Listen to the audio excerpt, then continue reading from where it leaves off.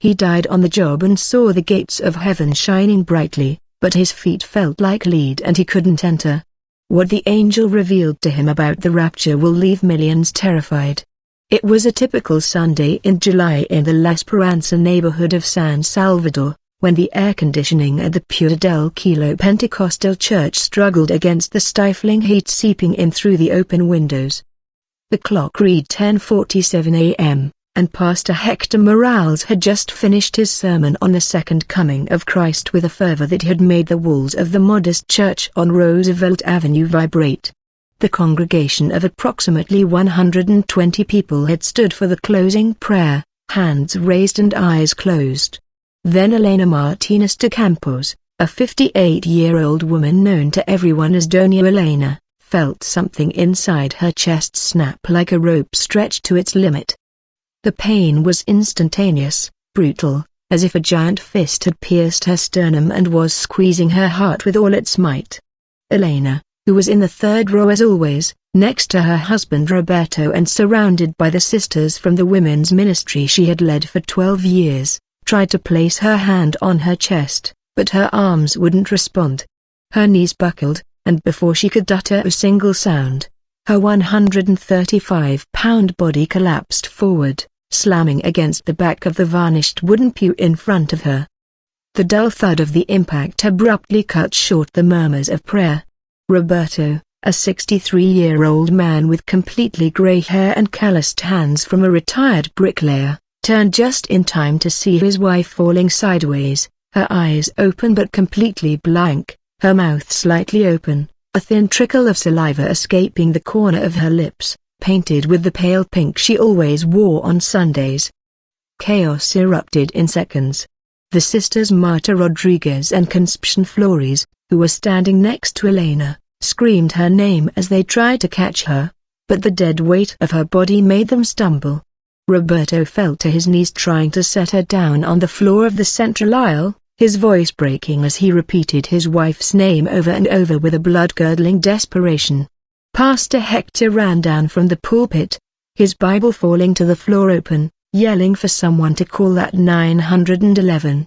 In the back row, the young deacon Carlos Hernandez already had his cell phone pressed to his ear, his voice trembling as he gave the exact address to the Salvadoran Health System's emergency dispatcher. Elena's face had turned grayish. Her lips were beginning to droop, and her breathing had become a ragged, uneven sound, like someone drowning on dry land.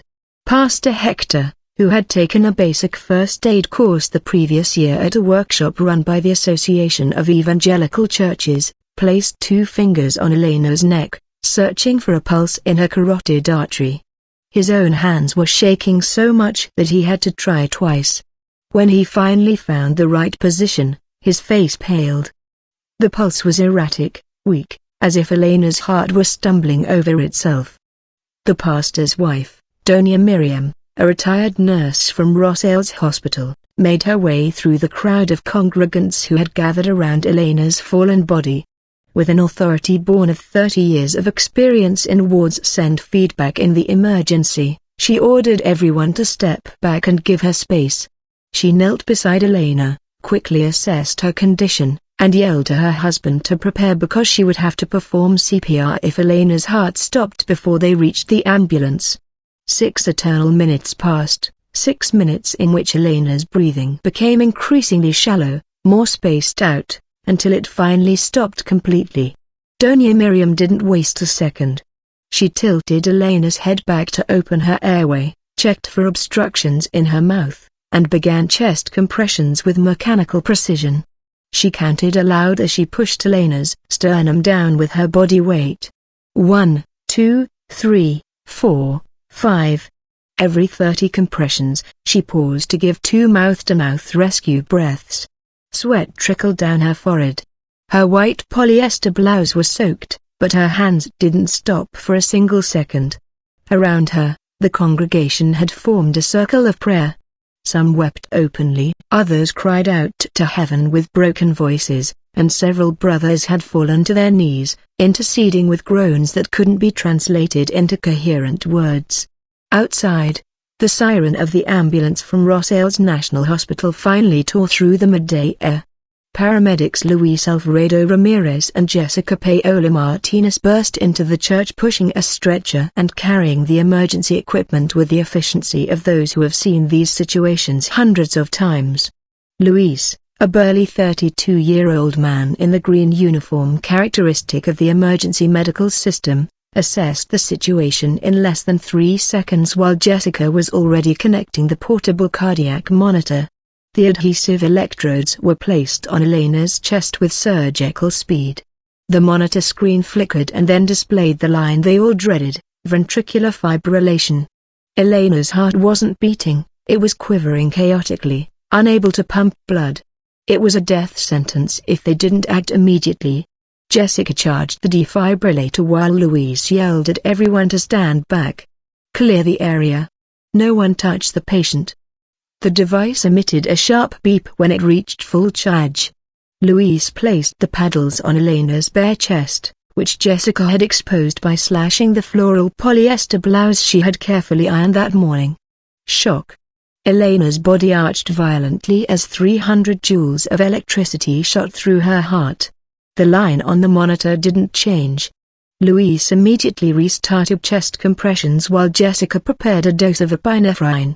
The syringe penetrated the foreline they had set up in Elena's right arm within seconds. Another shock. Nothing.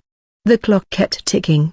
8 minutes had already passed since Elena's heart had effectively stopped beating. The brain can survive between 4 and 6 minutes without oxygen before suffering permanent damage. Elena was in dangerous territory. Roberto Campos watched all this from a distance of 3 meters. Physically restrained by Pastor Hector and 2 other brothers who held his arms because he had tried to throw himself on top of his wife's body when he saw the first electric shock. His face was contorted with grief. Tears streamed freely down his unshaven cheeks, and a continuous, almost animalistic groan escaped his throat, expressing a pain too great to be contained in human words. He had been married to Elena for 36 years. 36 years of sharing the same plate of beans in hard times, of raising 3 children in a neighborhood where the gangs fought over every corner, trying to build together a life of faith that was the center of everything they were. And now he was watching her die on the floor of the same church where they had renewed their wedding vows 5 years ago in a simple but beautiful ceremony, where Elena had wept with joy as the choir sang "Amazing Grace." The third shock didn't work either.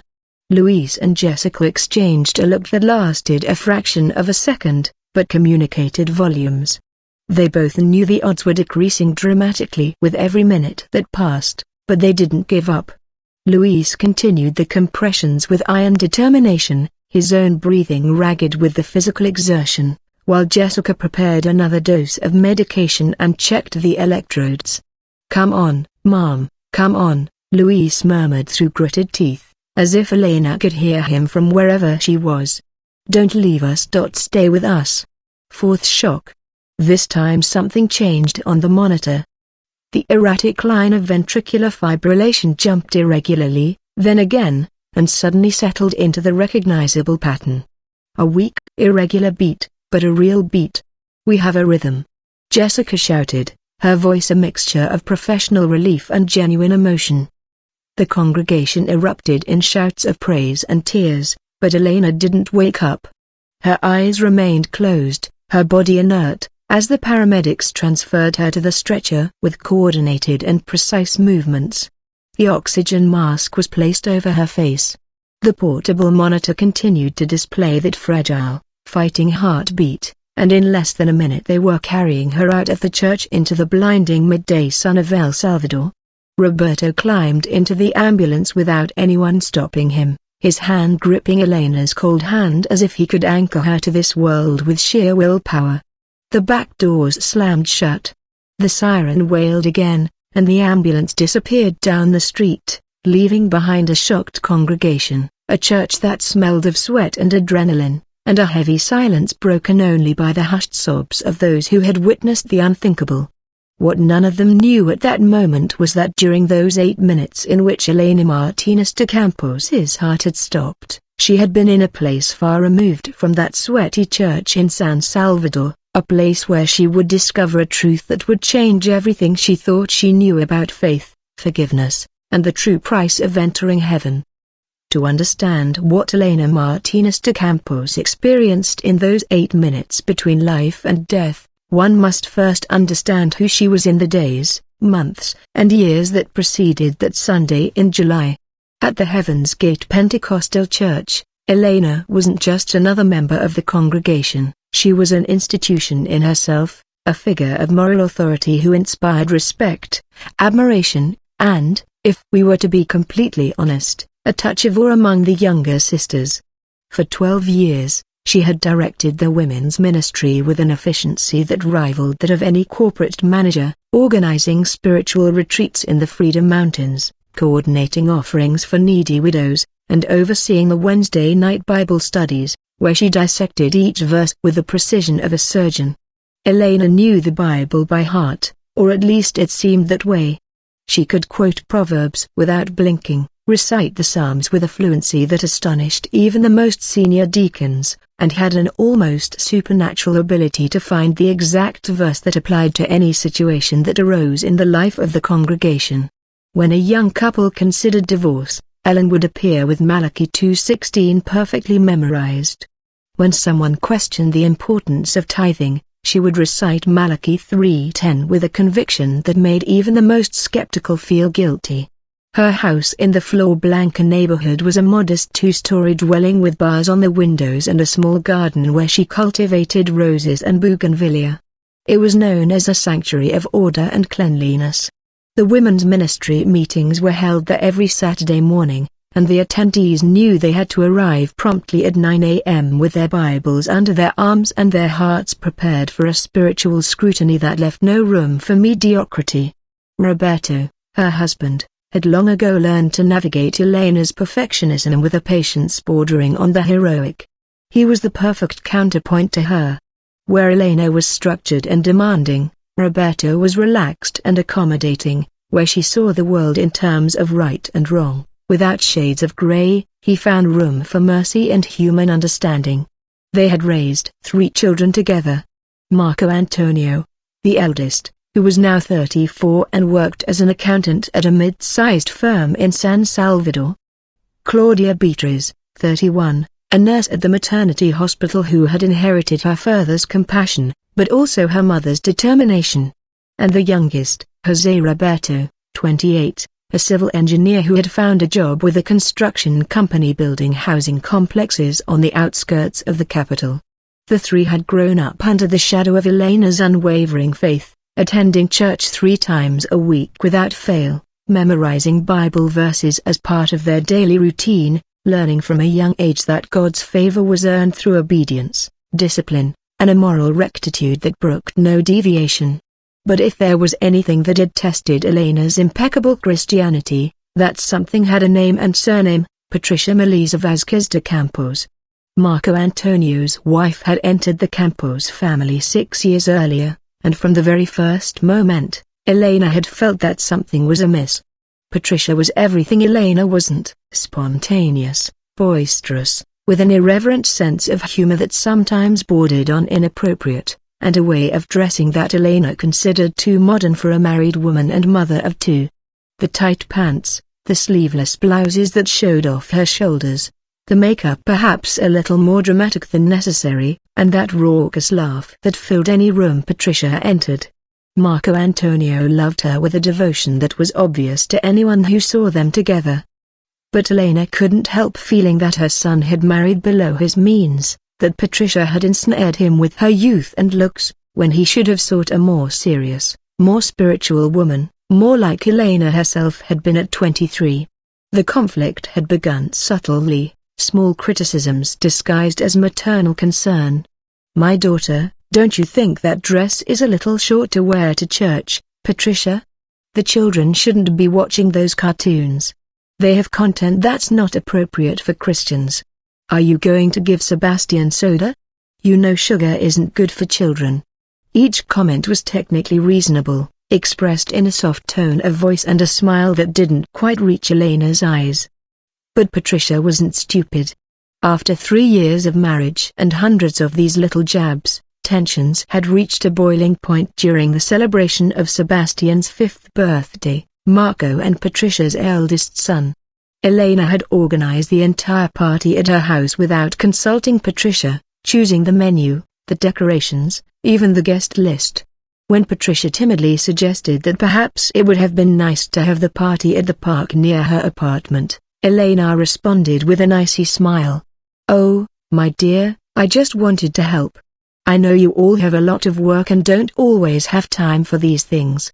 The final straw came 8 months before Elena's heart attack during a Sunday family lunch that had become an almost sacred tradition in the Campos family.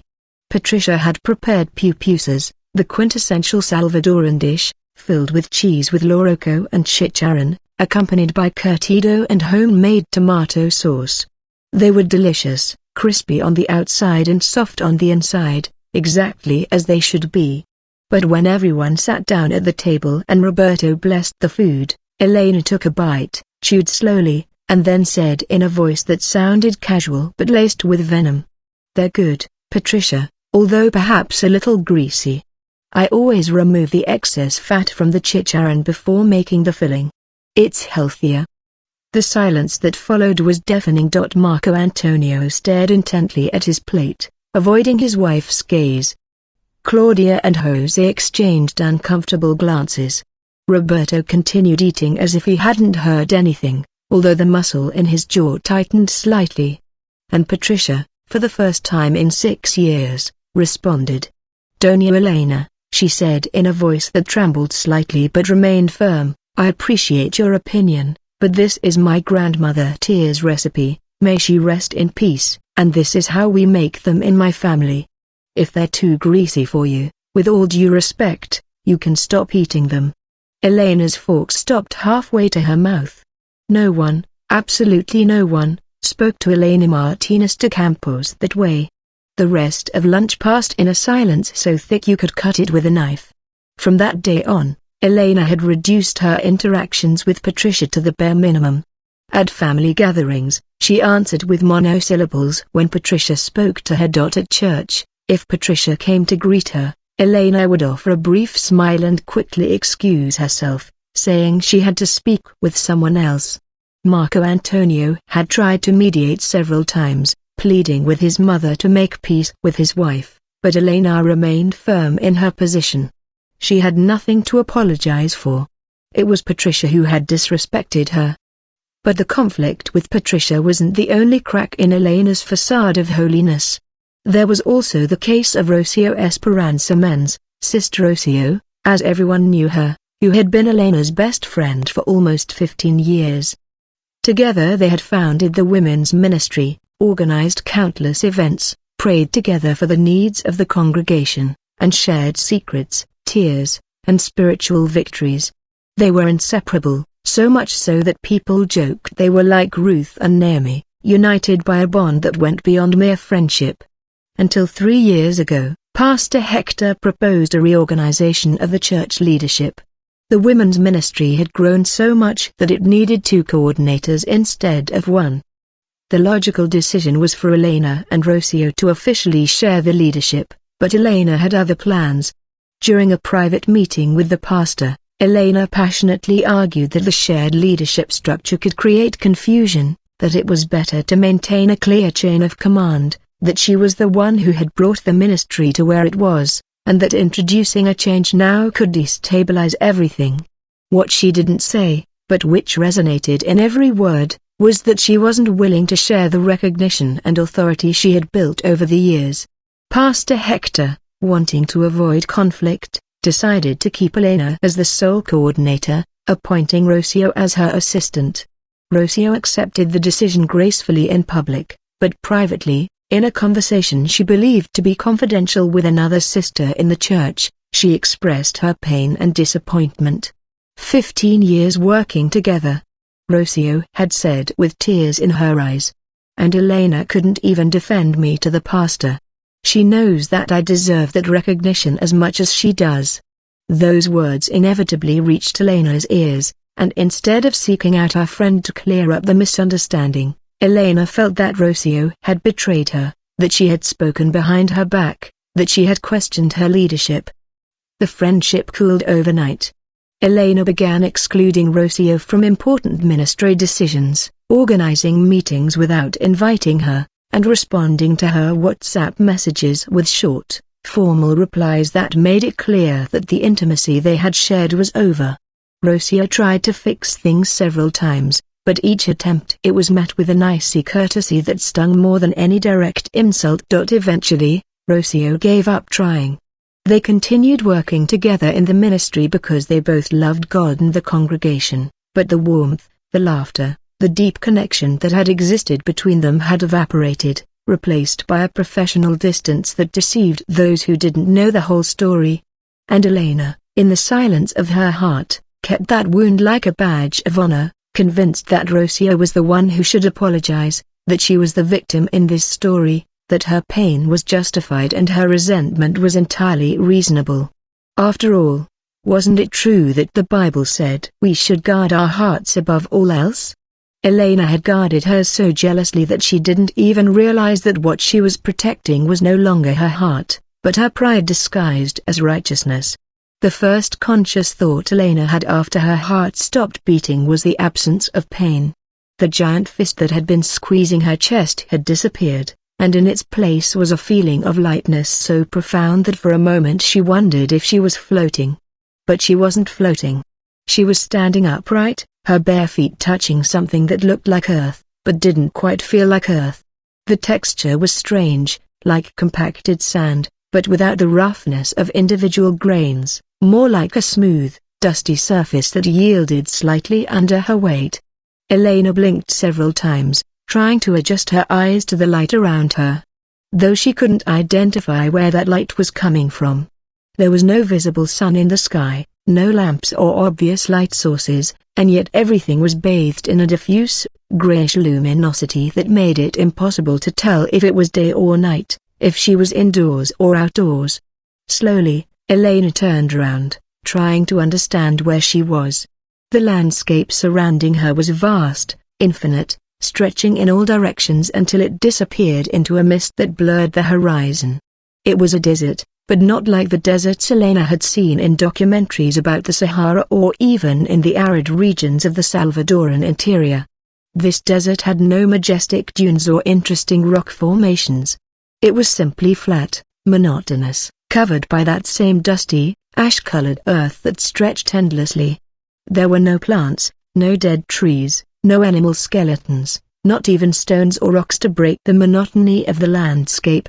Only that gray, infinite expanse under a sky that wasn't exactly a sky, but rather an absence of sky, a smoky void that showed no clouds or stars or anything to indicate depth or distance. The silence was absolute and deafening. Elena couldn't hear her own heartbeat.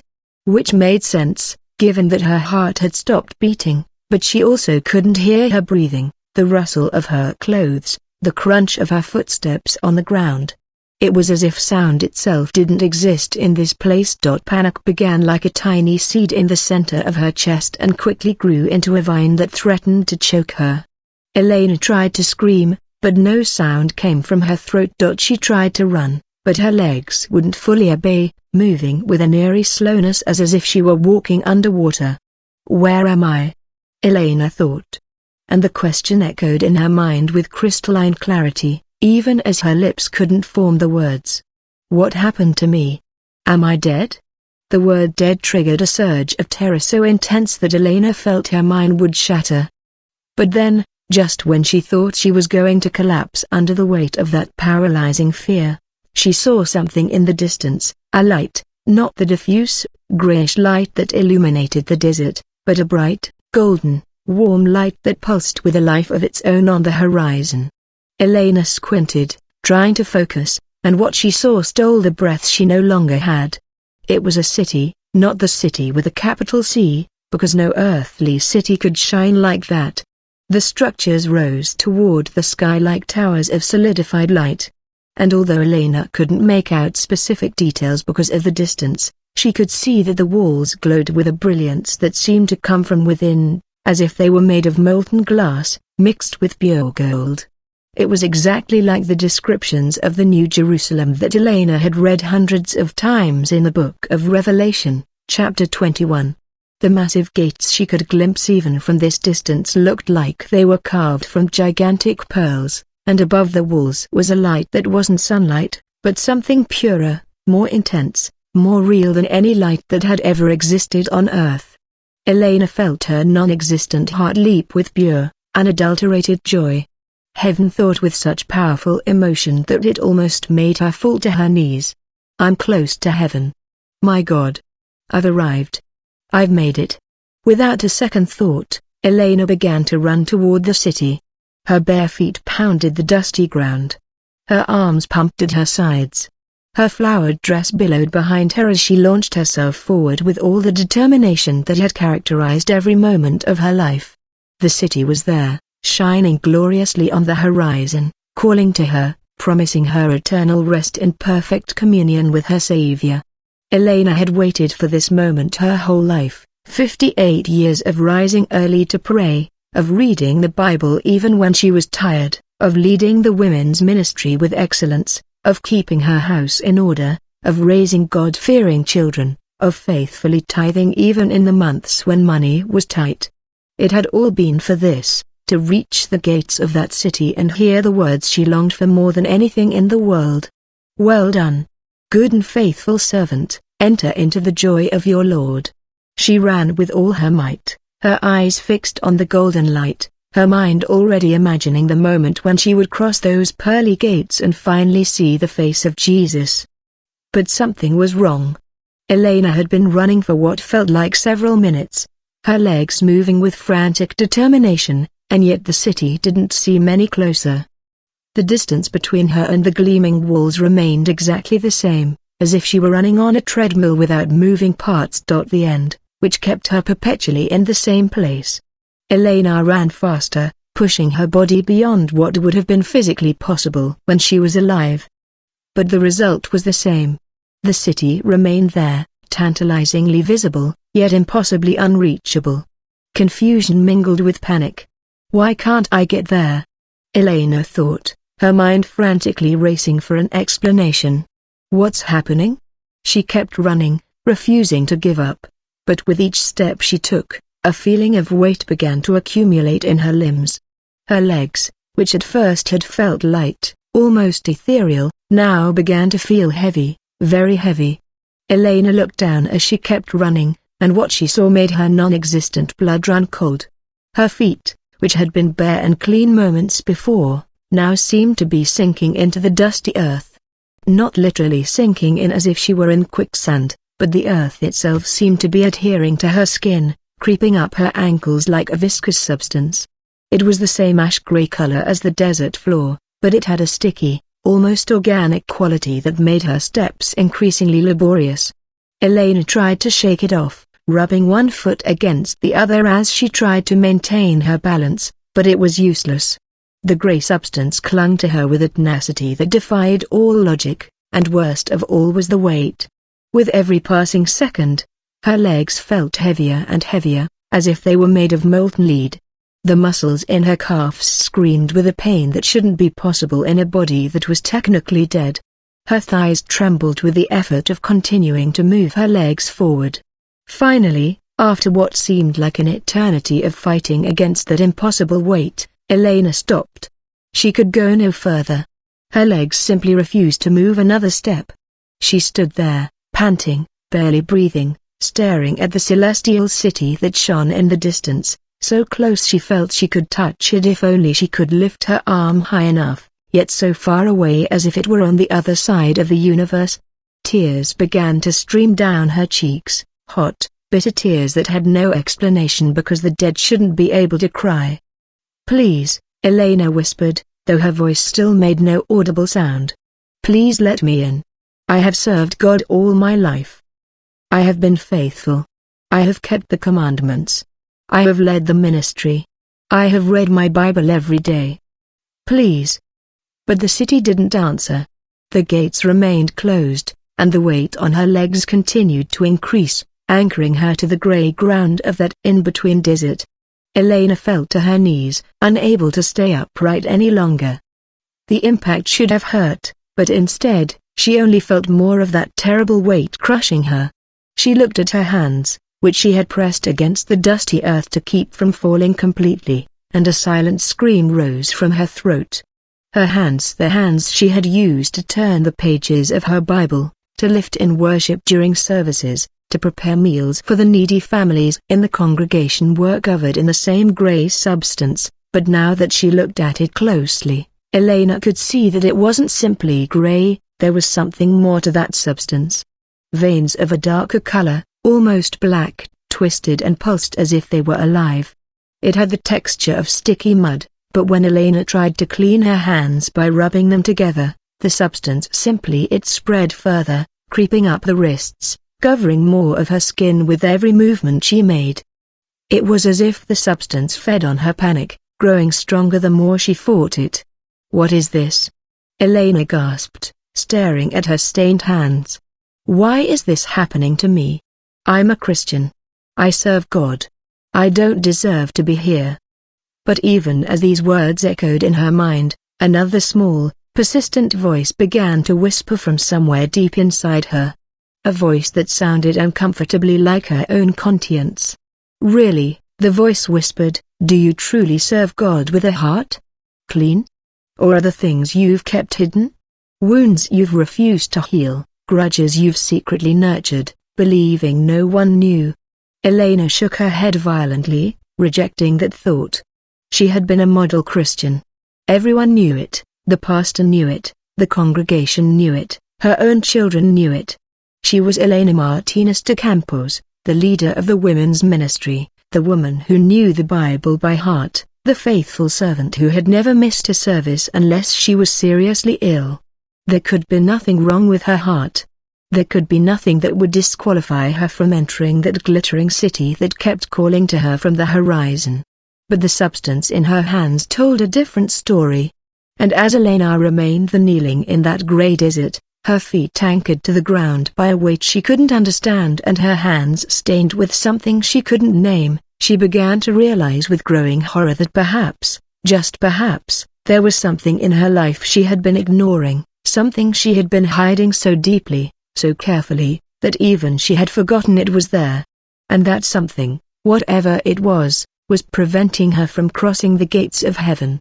The wind that didn't exist in this soundless place began to blow, and Elena looked up toward the golden city, feeling for the first time since she had come to this place not hope, but a deep, visceral fear that perhaps after a lifetime of religious service she would not be able to enter.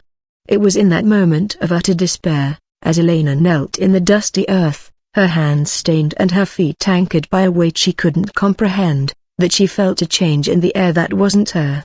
The atmosphere of the grey desert, which until that moment had been static and oppressive, began to vibrate with a presence she couldn't see, but could feel with every fiber of her being. It was as if space itself were parting to allow the entry of something massive, something so fundamentally different from her that her mind could barely process it. Elena looked up, her eyes reddened with tears, and what she saw made her non-existent breath stop completely. About 10 meters away, where seconds before there had been nothing but the empty desert, now stood a figure that radiated light without being exactly luminous, that had a human form without being exactly human. The being was tall, much taller than any man Elena had ever seen, perhaps 2.5 meters or more. Although it was difficult to judge proportions in this place where the normal laws of physics seemed not to apply, it wore something that could be described as a robe, but the material wasn't fabric in the earthly sense, but something that flowed like liquid water, yet shone like polished metal, constantly shifting between shades of pure white, silver, and a soft gold that hurt Elena's eyes when she tried to look directly at it. The being's face was both beautiful and terrible, with perfectly symmetrical features reminiscent of the Greek statues Elena had seen in books, but with an intensity in its eyes that was entirely supernatural. Those eyes, deep as bottomless wells and bright as stars, fixed on Elena with a gaze that pierced her completely, seeing not only her spiritual body, but every thought, every memory, every secret she had jealously guarded throughout her entire life. Elena wanted to look away, to hide from that relentless scrutiny, but she found she couldn't move. She was paralyzed. Not by fear, though fear was present, but by something deeper, an instinctive reverence for something sacred. The angel for Elena instinctively, but by something deeper, an instinctive reverence for something sacred. The angel for Elena instinctively knew that was what she was seeing did not speak with audible words. Instead, its voice resonated directly into Elena's mind, clear as crystal, with a timbre impossible to describe in human vocabulary, a blend of church bells, distant thunder, and the sound of wind passing through a mountain canyon. Elena Martinez de Campos, the voice said. And simply hearing her full name pronounced that way made Elena feel every layer of pretense and pride she had built up over decades instantly crumble. "Look at your hands." It wasn't a suggestion, it was an order that brooked no argument. Disobedience. Elena looked down at her stained hands, which trembled violently as they remained pressed against the dusty earth. The grey substance with black streaks had continued to spread, climbing now to her elbows, covering her forearms with a thick, viscous layer that seemed to move with a life of its own. "What is this?" Elena managed to think. And the angel caught her unspoken question as if she had shouted it at the top of her lungs. "It is what you have been carrying," the angel answered, his voice devoid of emotion, but somehow all the more devastating for that very lack of judgment. "It is the weight of what you refuse to let go of.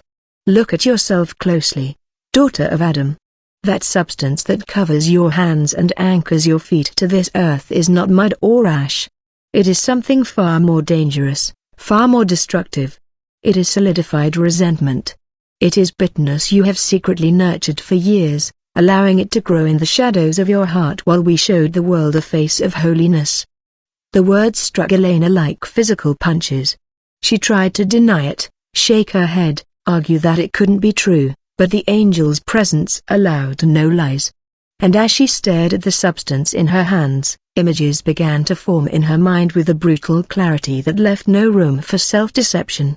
She saw the face of Patricia, her daughter-in-law, in dozens of different moments.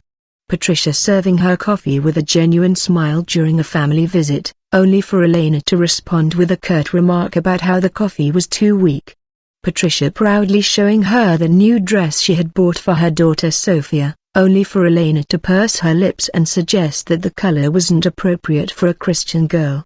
Patricia trying to hug Elena after an argument, only for Elena to stiffen and pull away with an excuse about having things to do. And in each of those memories, Elena could see something she had never noticed before, or perhaps something she had chosen not to see. She could see the pain building in Patricia's eyes, the confusion giving way to resignation, the hope of being accepted slowly withering into a simple acceptance that she would never be enough for her mother-in-law. Every critical comment, every subtle rejection, every disapproving look had been a drop of poison, and together those drops had formed a lake of resentment that Elena had jealously guarded, justifying every negative interaction with arguments that she was only trying to help, that Patricia needed correction, that as a mother-in-law she had the right and the responsibility to point out the flaws of her son's wife. But the images didn't stop with Patricia. Rocio Esperanza Menz's face appeared next, and this vision was all the more painful because the relationship Elena had destroyed with Rocio had been so much deeper, so much more meaningful. Elena saw memories Rocio had deliberately buried, hugging her when Elena's father died 10 years ago, holding her while she cried for hours in her living room. Rocio organizing a surprise party for Elena and Roberto's 30th wedding anniversary, secretly gathering the entire congregation to celebrate their marriage. Rocio defending Elena when another sister in the church had criticized her for being too strict with the women's ministry, passionately arguing that the excellence Elena demanded was exactly what made the ministry so effective. 15 years of genuine friendship, of praying together, of shared tears and victories celebrated together. And Elena had thrown all of that away out of pride, out of her inability to share credit, because she overheard a private conversation where Rocio had expressed legitimate pain and turned that pain into an unforgivable betrayal. He hadn't even tried to speak to Rocio directly, to ask her what she meant, to give her a chance to explain. He had simply decided, with the authority of a judge pronouncing a sentence, that Rocio was guilty and that the friendship was over. "I see you're beginning to understand," the angel said, and his voice now had a tinge that could almost be described as sadness. "Patricia was never your enemy. She was a young woman trying to be accepted by her husband's family, desperately wanting to win your approval, willing to change aspects of herself if it meant you would finally look at her with love instead of criticism. Rocio never betrayed you. She expressed a legitimate hurt to someone she trusted, hoping for advice and comfort, not knowing her words would reach your ears. And even if she had known, she had no right to feel pain. She didn't deserve to be recognized for 15 years of faithful service." The angel extended a hand, and although it didn't physically touch Elena, she felt as if invisible fingers were pressing against her heart. "But you, Elena Martinez de Campos, chose to hold a grudge, you chose to nurture bitterness, and the most tragic thing of all is that you did it while standing behind a pulpit every Wednesday teaching other women about the love of Christ and the power of forgiveness. You memorized Ephesians 4 verse 32. Be kind to one another, tender-hearted, forgiving one another, just as God in Christ forgave you. But you never allowed those words to penetrate beyond your mind into your heart." Elena wanted to scream that it wasn't fair, that she had served God faithfully for decades, that she had done so many good things, that she had helped so many people, that surely those two small conflicts couldn't invalidate a lifetime of devotion. But as the thought formed in her mind, the angel answered as if he had read every word. "Small conflicts," he repeated, and now there was something definitely like anger in his voice. "Do you think they are small? Listen well, daughter of Adam, for this is what I have come to reveal to you. The King is coming soon. The rapture you have preached about for years, the event you have anxiously awaited, is nearer than humanity can imagine. But when that day comes, when the trumpet sounds and the dead in Christ rise first, and then we who are alive are caught up to meet the Lord in the air, millions who call themselves Christians will be left behind, and they will not be left behind for the reasons most expect." The angel moved closer, and the intensity of his presence made Elena feel as though her spiritual being were about to disintegrate. "They will not be left behind because they are murderers or adulterers or blatant thieves. They will be left behind because of exactly what you have been carrying, roots of bitterness, unforgiveness disguised as spiritual discernment, jealously guarded grudges justified with scriptures taken out of context. The rapture," the angel continued, his voice resonating with an authority that shook the grey ground beneath Elena's anchored feet. "It is for the pure in heart, not for the perfect. Because no human is perfect. Not for those who have never sinned, because all have sinned and fall short of the glory of God. But it is for those who have allowed the blood of Christ to cleanse not only their obvious sins, but also the hidden stains, the secret wounds, the poisons that grow in the darkness of the soul." Matthew 5-8 says, "Blessed are the pure in heart, for they will see God." It doesn't say those who appear clean, it doesn't say those who have a good reputation in their church, it says the pure in heart. The angel pointed toward the golden city that still shone on the horizon. "Do you see that city? You have longed to enter it your entire life. You have worked hard. You have served diligently, memorized scriptures, and led ministries. But all of that, absolutely all of that, is like filthy rags if your heart isn't clean, and your heart, Elena, isn't." Tears streamed freely down Elena's face now, falling onto her stained hands and mingling with the grey and black substance. But I didn't know, Elena." Though she knew it was a lie even as the thought formed, she had known. In the quiet moments of the early morning when she couldn't sleep, in the seconds before falling asleep when the defenses of her mind relaxed, in the moments during worship when the Holy Spirit whispered softly to her conscience, she had known, she had felt the conviction, she had heard the small, gentle voice telling her to forgive, to humble herself, to seek reconciliation, but she had stifled that voice each time, arguing that she was right, that the others were wrong, that forgiving would be like validating their unacceptable behavior. Forgiveness, the angel said, reading Elena's thoughts once more, is not validation of others' behavior, it is liberation for your own soul. It is cutting the chains that bind you to the offense. But you chose to cling to those chains, believing they were armor protecting you when in reality they were anchors dragging you down.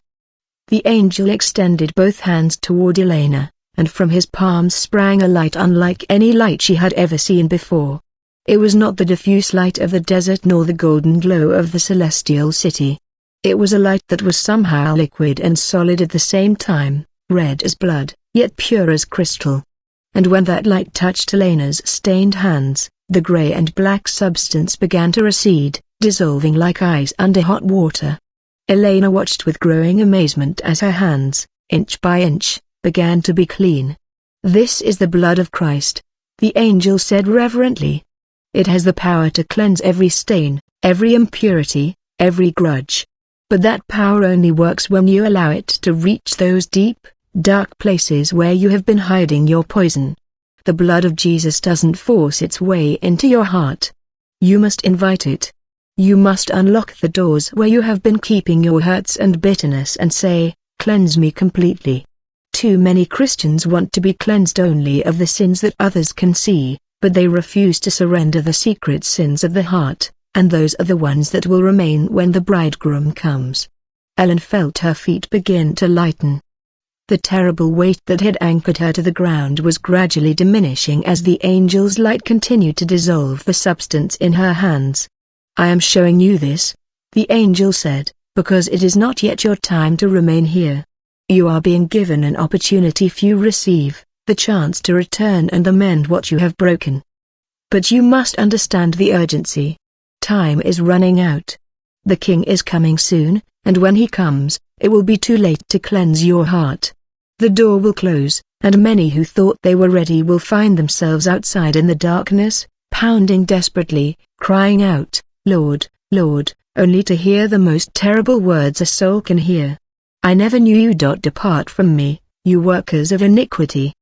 The angel began to fade, his presence receding like a tide, but his final voice echoed in Elena's mind with the force of a decree. "But all of that, absolutely all of that, is like filthy rags if your heart isn't clean, and your heart, Elena, isn't." Tears streamed freely down Elena's face now, falling onto her stained hands and mingling with the gray and black substance. But I didn't know, Elena." Though she knew it was a lie even as the thought formed, she had known. In the quiet moments of the early morning when she couldn't sleep, in the seconds before falling asleep when the defenses of her mind relaxed, in the moments during worship when the Holy Spirit whispered softly to her conscience, she had known, she had felt the conviction, she had heard the small, gentle voice telling her to forgive, to humble herself, to seek reconciliation, but she had stifled that voice each time, arguing that she was right, that the others were wrong, that forgiving would be like validating their unacceptable behavior. Forgiveness, the angel said, reading Elena's thoughts once more, is not validation of others' behavior, it is liberation for your own soul. It is cutting the chains that bind you to the offense. But you chose to cling to those chains, believing they were armor protecting you when in reality they were anchors dragging you down. The angel extended both hands toward Elena, and from his palms sprang a light unlike any light she had ever seen before. It was not the diffuse light of the desert nor the golden glow of the celestial city. It was a light that was somehow liquid and solid at the same time, red as blood, yet pure as crystal. And when that light touched Elena's stained hands, the gray and black substance began to recede, dissolving like ice under hot water.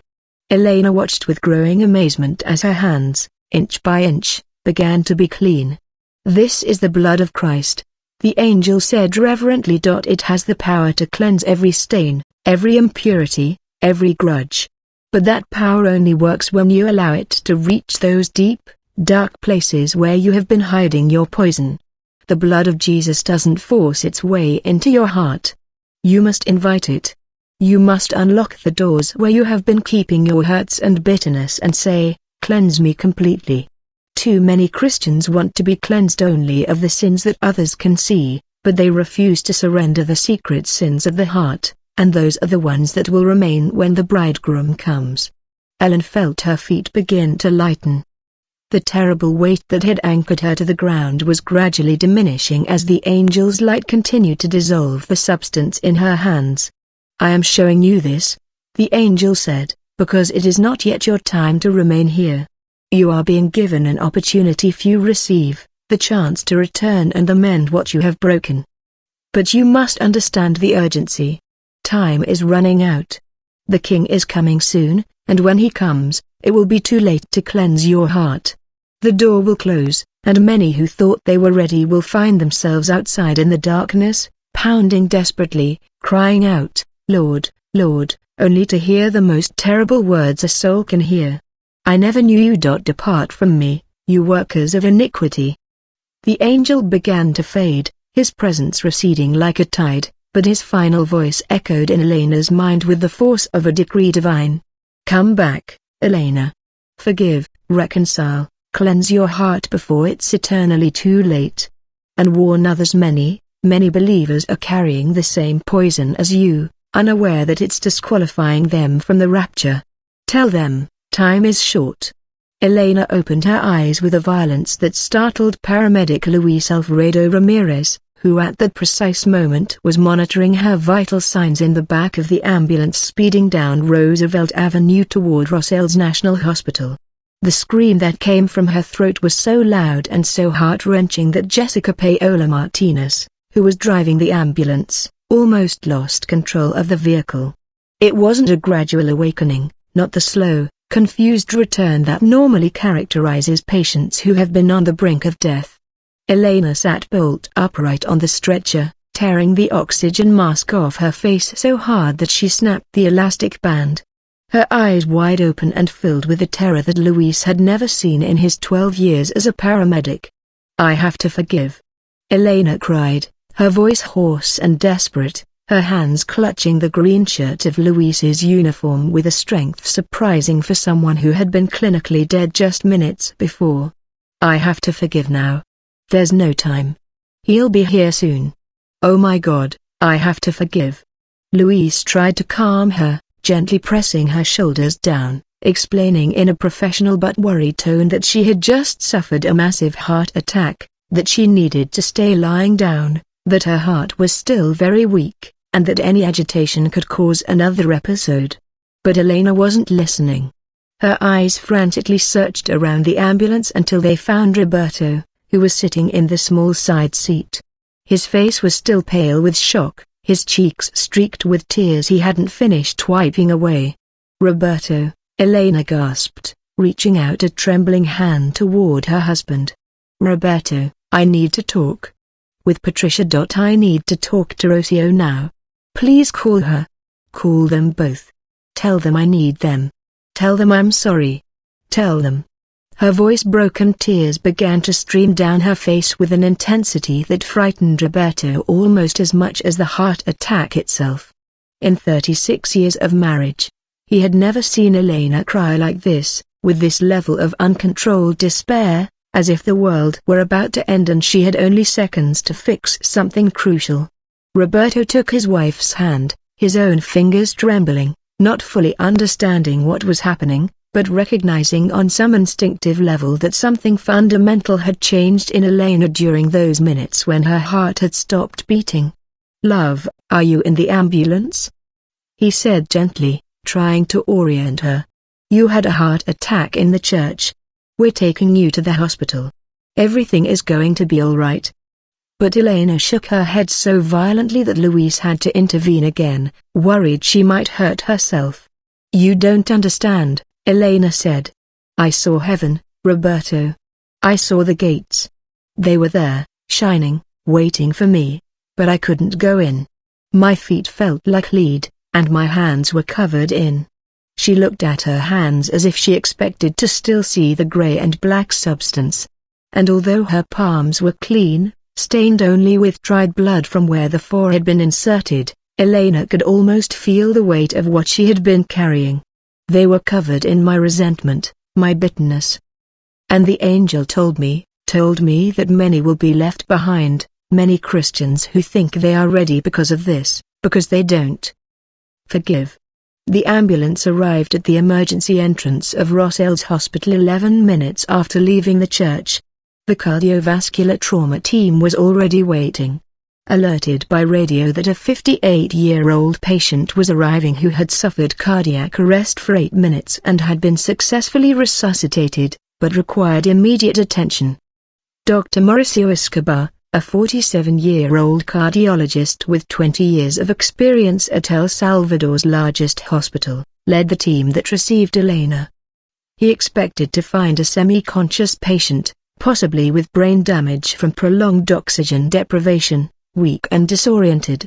What he found was Elena Martinez de Campos, fully awake, crying uncontrollably and begging him to let her make phone calls before they took her into surgery.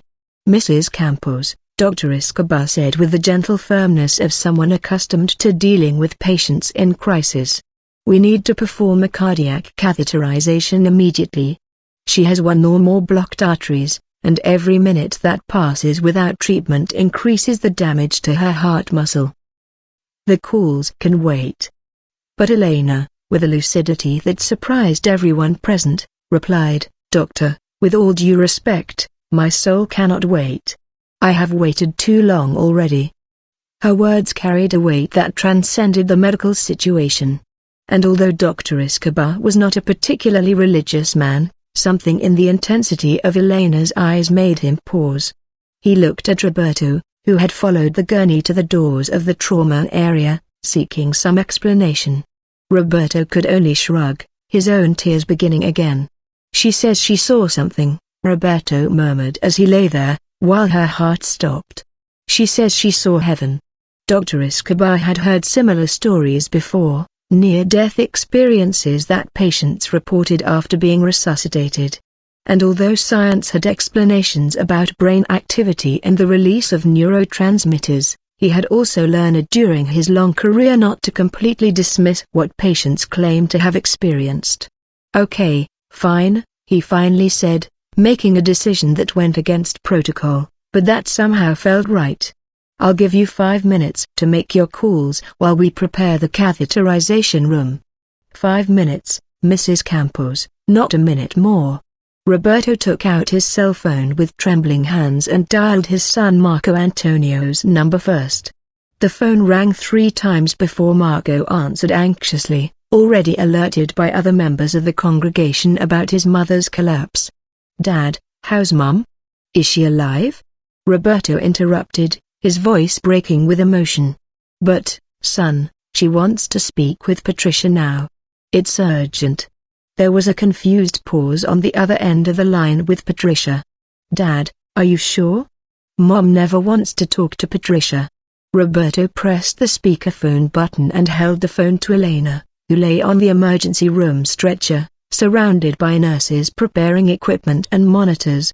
Marco, Elena said. Her voice was barely a whisper. But it was charged with an intensity that pierced the phone line.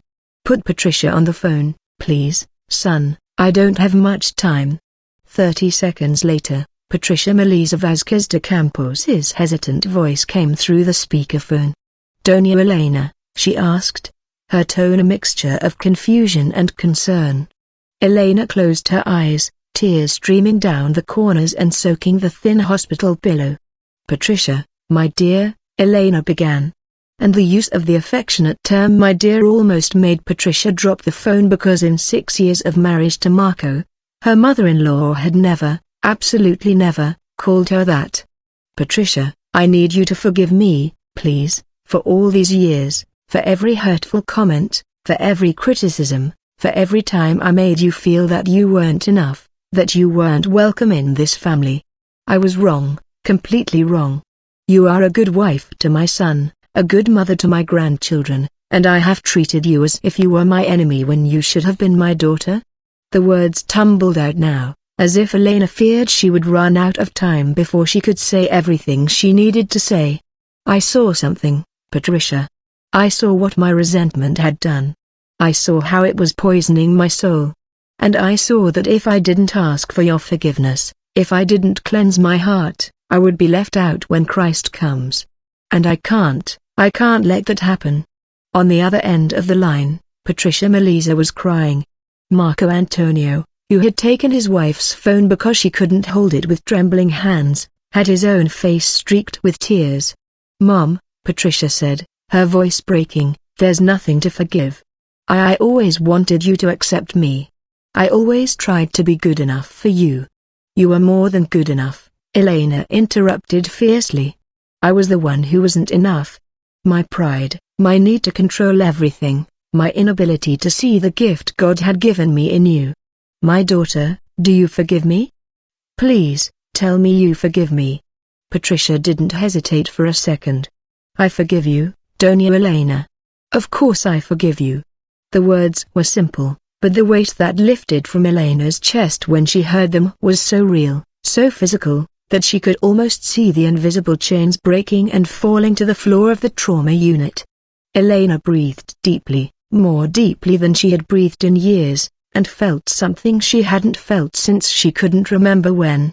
Genuine peace, real freedom, but there was still one more call to make. "Roberto," Elena said, turning to her husband. "Call Rocio, please." Roberto searched his contacts and dialed Rocio Esperanza Menz's number, who answered immediately. The news of Elena's collapse had already spread throughout the congregation via the WhatsApp prayer chain, and Rocio had been waiting for news with her heart in her throat. "Roberto, how is Elena?" Rocio asked. Her voice was filled with a genuine concern that hadn't diminished despite the 3 years of estrangement. "She wants to talk to you," Roberto said simply, handing the phone to Elena. There was a long silence as Rocio heard Elena's voice for the first time in what seemed like an eternity. "Rocio," Elena said, and in that single word was contained all the pain of 3 years of broken friendship. "Sister, I've failed you. I betrayed you out of pride, out of my inability to share, to be vulnerable, to admit that I needed your friendship more than my position did. I heard your words, and instead of coming to you with love, I built a wall, and that wall almost cost me my soul." Rocio was sobbing openly now, years of repressed pain finally finding release. "Elena, I'm sorry too. I should never have spoken about you behind your back. I was hurt, but that doesn't excuse it." "No," Elena interrupted firmly. "Don't apologize for expressing legitimate pain. I was the one who needed to hear. I needed to see my pride in who I was. And God had to stop my heart so I could finally see. Rocio, can you forgive me? Can we start over?" Rocio's answer was immediate and unreserved. "Yes, sister, 1,000 times yes. I've missed you every single day these past 3 years. Every single day." Elena felt another chain snap, another weight lifted. Her physical heart remained weak, damaged by the heart attack, but her spiritual heart felt lighter than it had been in decades. Dr. Escobar, who had been observing this whole scene with a mixture of professionalism and involuntary awe, gently touched Elena's shoulder. "Mrs. Campos, we really need to get you into surgery now." Elena nodded, finally ready. Cardiac catheterization revealed that Elena had suffered a severe heart attack caused by a near-complete blockage in her left anterior descending coronary artery, which cardiologists call the Doyen widow due to its high mortality rate. Dr. Escobar placed 2 stands to open the artery and restore blood flow. The procedure was successful, but the initial prognosis was cautious. Elena had been without oxygen for 8 minutes, more than long enough to cause significant brain damage. However, when Elena woke up from sedation 3 hours later, she was completely lucid, with no signs of cognitive impairment. In fact, the nurses in the intensive care unit remarked among themselves that they had never seen a post-heart attack patient so alert, so focused, so insistently determined to share her story with anyone who would listen. During the 5 days Elena spent in the hospital, she transformed her third-floor room into a kind of mobile ministry. Patricia came every day, and the two women who had been adversaries for 6 years now prayed together. They cried together, embraced with a tenderness that brought tears to Marco Antonio's eyes every time he witnessed it. Rocio arrived on the second day with a bouquet of roses from the same garden where Elena grew hers, and the two friends stayed up until 2 a.m. talking, laughing, healing. But Elena wasn't satisfied with just reconciling personally. She felt a burning urgency, a spiritual burden she couldn't ignore. The angel's message resonated constantly in her mind. Many will be left behind, it warns others. Time is short. 3 weeks after leaving the hospital, on a Sunday morning, when Dr. Escobar finally cleared her for limited activity, Elena returned to the Pentecostal church Puerta del Kilo, Gate of Heaven. Pastor Hector had offered her the opportunity to share her testimony during the service, and the congregation, filling every seat in the modest church, waited with restrained anticipation. When Elena slowly ascended the pulpit, still moving carefully because of her still healing heart, the silence was absolute. And then Elena spoke, not with the authoritative and slightly critical voice everyone had known for years, but with a vulnerability and urgency that immediately captured the attention of everyone present. "Brothers and sisters," Elena began, her voice still a little weak, but charged with conviction. "For years I stood before you as the leader of the women's ministry, teaching you about holiness, obedience, and righteousness. But I was blind to my own sin, blind to the poison growing in my heart. For 6 years I harbored resentment toward my daughter-in-law, justifying every critical thought as spiritual discernment. For 3 years I kept my distance from my best friend, convinced that my wounded pride was fair and reasonable. And I thought it was okay. I thought that because I read my Bible and attended church and served in ministry, I was ready to meet God." Elena paused, tears streaming down her face. "But when my heart stopped and I found myself in that gray desert, unable to enter the heavenly city that glittered in the distance, I discovered the terrible truth. My unforgiveness was an anchor that bound me to the earth. And the angel told me something that terrifies me to this day. He told me that when Christ comes in the rapture, millions of Christians will be left behind, not because of adultery or theft or murder, but because of exactly this, unresolved bitterness, harbored grudges, hearts that never allowed the blood of Christ will cleanse them completely." The congregation was completely still. Some people had begun to weep quietly. Others had their eyes wide open, processing Elena's words. "Brothers and sisters," Elena continued, her voice gaining strength. "Time is short. Christ is coming soon, and when he comes, he will not check how many times you have read your Bible or how many church services you attend.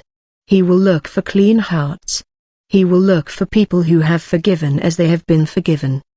If there is someone in your life you have not forgiven, if there is bitterness in your heart, a root of resentment, if there is someone with whom you need to be reconciled, do not wait for another day, another hour. Do it now, before it is eternally too late, because the bridegroom is coming, and when the door closes, no amount of knocking or crying or pleading will open it again."